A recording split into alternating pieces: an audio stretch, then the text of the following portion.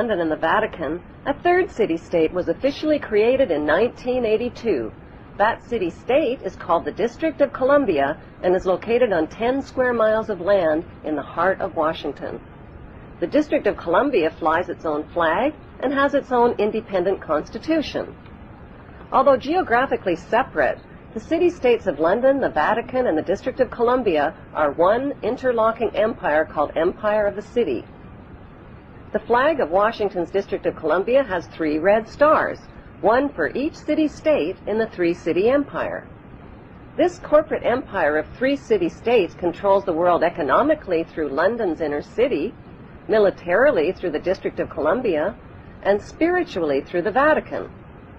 The Constitution for the District of Columbia operates under a tyrannical Roman law known as Lex Fori, which bears no resemblance to the U.S. Constitution. When Congress passed the Act of 1871, it created a separate corporate government for the District of Columbia. This treasonous act allowed the District of Columbia to operate as a corporation outside the original Constitution of the United States and outside of the best interests of American citizens. A sobering study of the signed treaties and charters between Britain and the United States exposes a shocking truth. The United States has always been, and still is, a British Crown colony. King James I was famous not for just changing the Bible into the King James Version, but for signing the first Charter of Virginia in 1606. That charter granted America's British forefathers a license to settle and colonize America. The charter also guaranteed that future kings and queens of England would have sovereign authority over all the citizens and colonized land in America stolen from the Indians. After America declared its independence from Great Britain, the Treaty of 1783 was signed. That treaty specifically identifies the King of England as the Prince of the United States and contradicts the belief that America won the War of Independence. Although King George III of England gave up most of his claims over his American colonies, he kept his right to continue receiving payment for his business venture of colonizing America. If America had really won the War of Independence, they would never have agreed to pay debts and reparations to the King of England. When Congress passed the 13th Amendment to the Constitution, the U.S. President was made subservient to the King of England. The 13th Amendment is called the Title of Nobility Amendment and forbids U.S. presidents and their officials from using royal titles like king or prince or baron. For some mysterious reason, the 13th Amendment, which was ratified in 1810, no longer appears on current copies of the Constitution. America's blood-soaked War of Independence against the British bankrupted America and turned its citizens into permanent debt slaves of the king. In the War of 1812, the British torched and burned to the ground the White House and all U.S. government buildings, and destroyed ratification records of the U.S. Constitution. 1 century later, a corrupt U.S. Congress committed the biggest theft in world history. They passed Paul Warburg's Federal Reserve Act in 1913, handing over America's gold and silver reserves and total control of America's economy to the Rothschild banksters.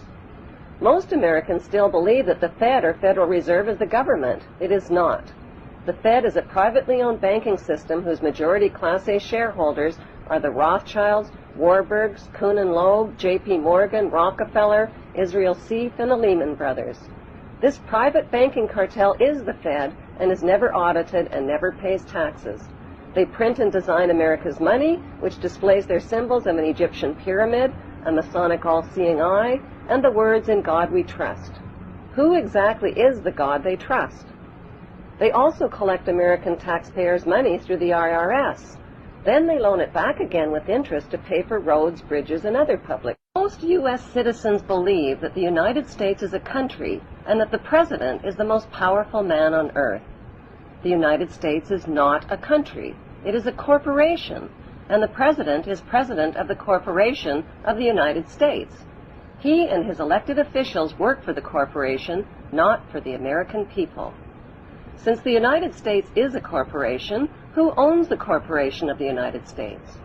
Like Canada and Australia, whose leaders are prime ministers of the Queen, and whose land is called Crown Land, The United States is just another crown colony. Crown colonies are controlled by the empire of 3 city-states. At the center of each city-state is a towering, phallic-shaped stone monument called an obelisk that points skyward. In D.C. city-state, the obelisk, known as the Washington Monument, was dedicated to Freemason George Washington by the Freemason Grand Lodge of the District of Columbia. The Secretive Brotherhood of Freemasons laid the Washington obelisk's cornerstone in 1848 and contributed 22 Masonic memorial stones. 250 Masonic lodges financed the Washington Monument obelisk, including the Knights Templar Masonic Order. At the heart of London city-state is a 187-ton, 69-foot-tall Egyptian obelisk called Cleopatra's Needle. It was transported from Egypt and erected on the banks of the River Thames. In Vatican City, another Egyptian obelisk towers high above St. Peter's Square.